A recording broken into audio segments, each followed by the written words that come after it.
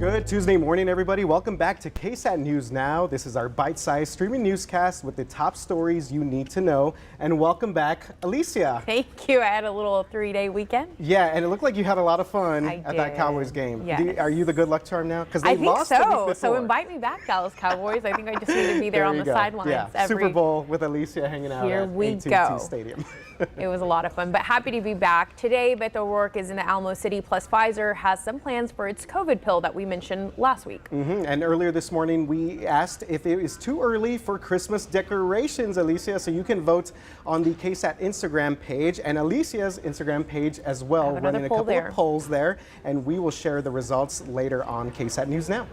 But first, President Joe Biden has signed into law a $1 trillion infrastructure bill. It's designed to create jobs across the entire country. Yeah, this is big news. $110 billion will go to building and upgrading aging highways and bridges, $65 million for for high-speed internet, and $39 billion for public transportation. So this is something that many mayors and city officials have been looking forward to for years. Cities like Boca Raton, Florida, Cincinnati, Ohio, Baltimore, Maryland are already on the list for these major repairs and replacements. But what does it mean for San Antonio? So we want to bring in our traffic reporter and anchor, Samuel King, for some insight. Good morning. Good morning. Good morning, Samuel. Thank you very much for being with us. First time you're on KSAT News Now. We really appreciate you talking about this very important topic. Glad to be here. And you mentioned sort of the billions of dollars that are going to be given for under this infrastructure bill. Texas alone stands to get more than $30 billion with a B for a lot of various things: transit, roads. Congressman Joaquin Castro, he was recently in the area. He mentioned that it could be $1 billion to the San Antonio region alone for various highways. The local agencies, we're still waiting to hear exactly what they want to spend that money on.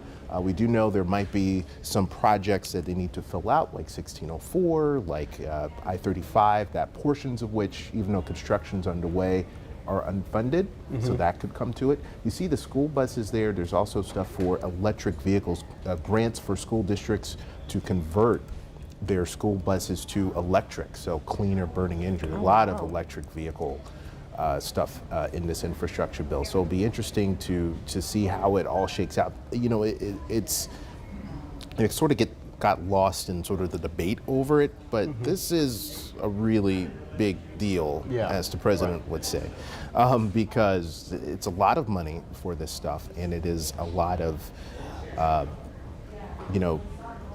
provisions in it. You know, I was telling our folks here earlier this morning, like we could literally do a story a day on how much could be done for San Antonio. I have a quick question, Samuel, on this. Just from what you've seen so far in your reporting here across the city and now being in this position, what do you think are some things that maybe we can focus on when it comes to highways or just transit here that this money may be able to go to? Well, I think one thing when you speak of, we'll start with transit first, because we've done stories over the years, KSAT Explains did, via compared to its other peer agencies, not only across the country, but even in Texas, has been underfunded. They only get a portion of the sales tax revenue that the other agencies get across the state. That's going to change a little bit in 2026 after the referendum last year, but this federal money is really going to be a game changer for them in the sense that they're able to move up some of those plans. Already they were able to do that with some of the stimulus funding that was there. So now when you're talking about this major investment of billions of dollars, not sure exactly how much VIA is going to get. That's one thing that should really help them with some of their advanced rapid transit plans. That's sort of a hybrid between a bus and a rail thing. So you'll see more about that in the coming years. In terms of highways, this does move some of those things up, because one sort of hang up, one sort of problem that when you talk about construction projects is you can put it on the board. You could say, hey, we want to do this, this, and this. You need the money for it. Exactly. So if you're talking about getting $30 billion to come in, to come in just to one state alone, when you're talking about highways and bridges, now the question is, where does that money go? So those discussions are going to be interesting moving forward. Samuel, so another reason why we wanted to bring you on, there was a lot of buzz about the Tesla tunnels. What is going on with that? That would, of course, connect downtown San Antonio to the airport. and this really feels like it's straight out of a movie. What's So- the latest on that? It involves Elon Musk, so you know that this is some So what you're futuristic seeing stuff. here, this is what's underneath the Las Vegas Convention Center. It's called a Hyperloop project. Now, in the future, the Hyperloop will transport you very quickly in an autonomous vehicle. We are not there yet. We are years, if not decades, away from that. Oh, wow. So what you have here is this sort of hybrid sort of deal where you see like the Teslas there. Elon Musk owns a company called The Boring Company. Of course. It's The Boring? Of course, yes. Boring for tunnels. You bore, you dig. So they have completed this project and to kind of see that construction there. So what the Boring Company promises is doing these sorts of projects much cheaper than like your traditional projects. So they were able to do this for millions of dollars in Vegas instead of billions of dollars in Vegas. So that's kind of what the idea might be here. We don't have many specifics yet, but the Alamo Regional Mobility Authority, they put out a request for proposal, request for qualified proposals. Those are due on December 1st. Okay. What reports are from Express News and the San Antonio Business Journal is that Elon Musk is interested in building some sort of Hyperloop tunnel, Teslas and tunnels system here. So it's kind of like a hybrid between, how it works would be, guys, it would be like a hybrid between like a train system and Uber and Lyft. Like you would be driven in interesting. these tunnels Well, that's pretty cool. That's how it works out there. Yeah. And the other thing is they are going to make it a sort of expand the system. That's what I was looking for. They're going to expand it in Las Vegas. Recently, just a couple of weeks ago, the county commissioners in Las Vegas, which is Clark County, Nevada, they expanded it. So if you've been to Vegas and you've gone to the Strip, or maybe you've gone to a Las Vegas Raiders game, in the next couple of years, you will be able to use this system to go back and forth in Las Vegas, a wide area of Las Vegas. Yeah. So that's going to take a couple of years to build, but it's going to be a lot faster than a traditional, Very Yeah. interesting. tunnel and train system. Well, So, Samuel, thank you again for joining us this morning on Thank you. KSAT News Now. Glad For to do those it. of you online right now, you can read up on all the articles that Samuel has on ksat.com. Thank you so much. thank you. Thank you for very having much, me. Samuel, for being with us.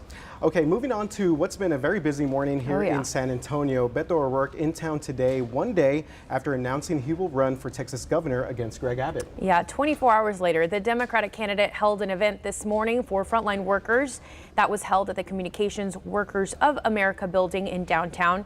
He said this morning that what happened in February with the state's electricity grid prompted him to run for governor. Here we are in the energy capital of North America, and we can't even guarantee that the lights will work or the heat will run or that our pipes won't freeze.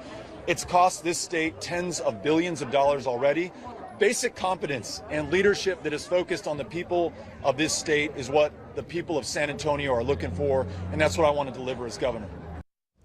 Beto O'Rourke said he also wants to challenge Governor Greg Abbott because he wants to improve schools, healthcare, and jobs. And Alicia, this was down the street from our station. So as I was driving in, I noticed this big crowd out there, and he always tends to attract a lot of people. And there's definitely a buzz right now with this announcement. But obviously, Governor Greg Abbott, his campaign spokespeople have already said that, kind of poking flaws into Beto's plans. And always, like you say, big crowds, but will they make it out to the polls? So we'll, of course, be keeping an eye on that. But he also had some strong things to say, specifically when it comes to, abortion, those topics that are always making headlines. But Governor Greg Abbott has already said he, will welcome a competitor. So we'll see how that plays out. Yeah, it'll be a very interesting couple of months moving forward. Absolutely. Pfizer this morning making headlines again for its experimental COVID-19 pill. The drug maker just signed a deal with a UN-backed group that will allow for other companies to make the pill. The license grants generic drug companies to produce the pill to about 53% of the world's population, but it does exclude the use in some large countries that have actually had big outbreaks, like Brazil. And here's the other thing. Although some health officials say it appears to be effective, Pfizer's pill has not yet been authorized anywhere. Some say it's all about the money, but under the deal agreement, Pfizer won't receive royalties in sales in low-income countries and will have royalties on sales everywhere while COVID-19 remains a health emergency. Yeah, so right now, they're not pocketing that money, right? So as long as it's the COVID-19 emergency health, they aren't keeping those royalties. And again, with the smaller countries, they've made that exception. And Alicia, looking into the story a little bit, I was a little stunned to see that this would affect 95 countries around the world. And you think about that number, that's half the world's population, a little bit more, 53%. So, you know, hopefully that there's a treatment there. This generic pill will help stop the spread of the pandemic. We know that this has been a worldwide issue. And you think about those countries that have maybe lower economic means, and it's definitely going to be a step forward for them. I think still a lot of people will be hesitant because, again, this hasn't been approved just yet, but we'll see how that goes. But change Christmas. I hear some Christmas bells here. Christmas time. It is holiday season. Okay, I have a quick Christmas riddle for you. Okay, Alicia, what's 50 feet tall? No, this one's easy. Hopefully. What's 50 feet tall, hails from Lake Michigan, and will spend the holidays right here in San Antonio? Well, I cheated because I was on GMSA at 9, but it's the HEB annual Christmas tree. The tree has finally. You still showed the enthusiasm. I like it. Always. Christmas is a lot of fun. The tree is now at Travis Park in downtown San Antonio. It's already up. It arrived right on time at 9 this morning, and we showed you a live look at that.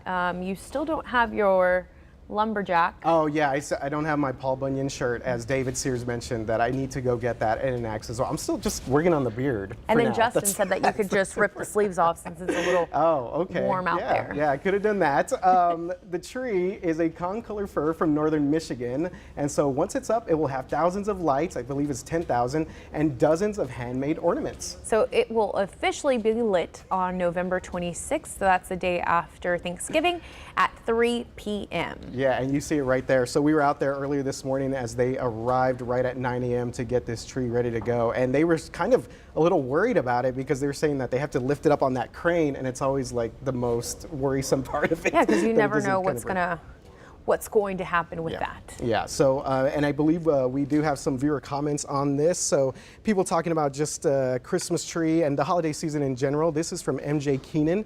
And MJ says, we live in such a beautiful city, and it gets even more beautiful during the holiday season. Totally agree. To agree with yeah. all the lights. HEB said that they wanted it to be all white lights, kind of like a beacon of hope. Mary Claire, she says, I haven't decorated my yard yet, but my tree went up already. It makes me happy, so why not? Jingle bells, Batman smells. That's hilarious. Shout out to Mary Claire responding to our comments. She is our digital producer. She does a bunch of great stuff. She does like a Things to Do newsletter, which always has all these like big events. So I know she's been on top of this. But Mary Claire, thank you very much for chiming in with us on KSAT News Now.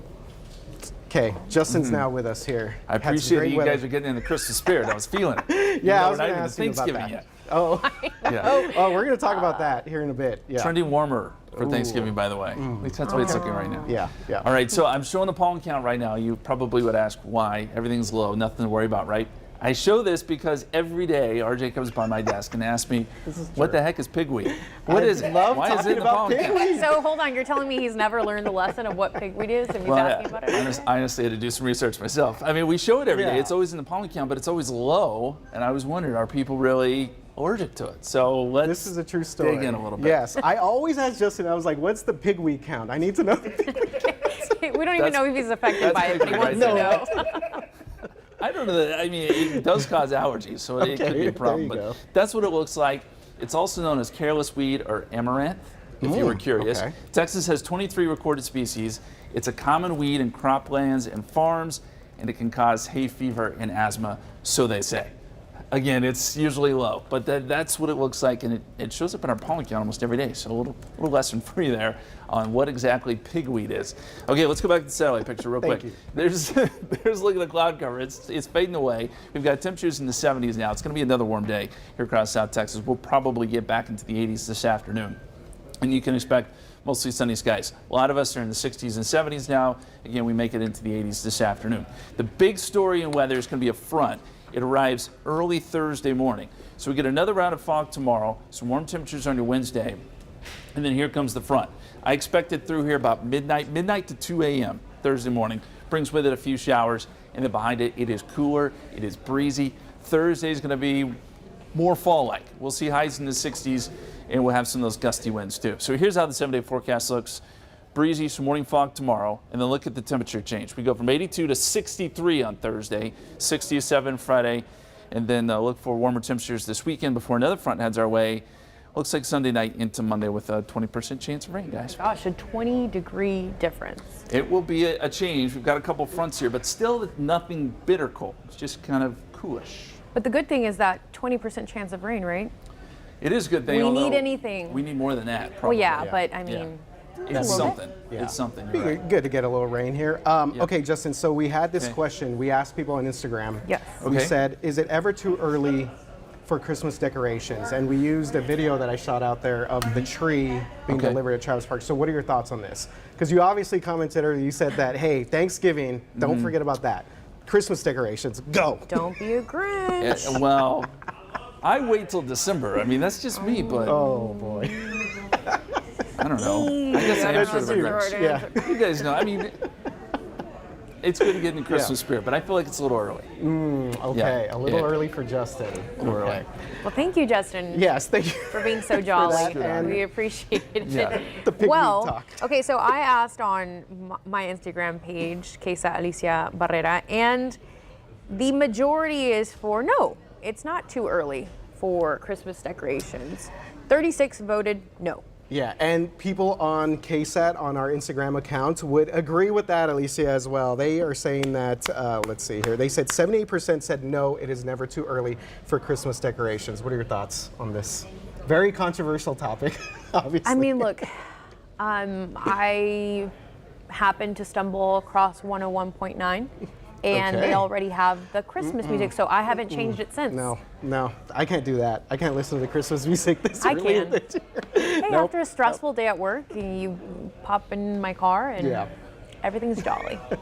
All right, guys, so obviously we are streaming on Facebook Live right now, and a lot of people commenting right now. The big story, Beto O'Rourke being here in town, so we have a couple of people saying, you know, obviously he had a lot of supporters out there, but some people against Beto as well. So either way, we appreciate you guys commenting with us and sharing your thoughts with us on KSAT News Now. Someone said run better candidates. Oh, So okay. and that's something that we'll be waiting on to seeing who else is going to announce their run for a chance to be governor of Texas. Matthew So- McConaughey? Hey, there's a lot of Maybe. talk, so I think a lot of people are waiting to see if that will Yeah. actually happen Yeah. or not. We will see, yeah. Don't forget, we're streaming now Monday through Friday, 11 a.m. right here on KSAT.com, Facebook, and of course YouTube Live. We will see you tomorrow at 11 a.m. Have a great day.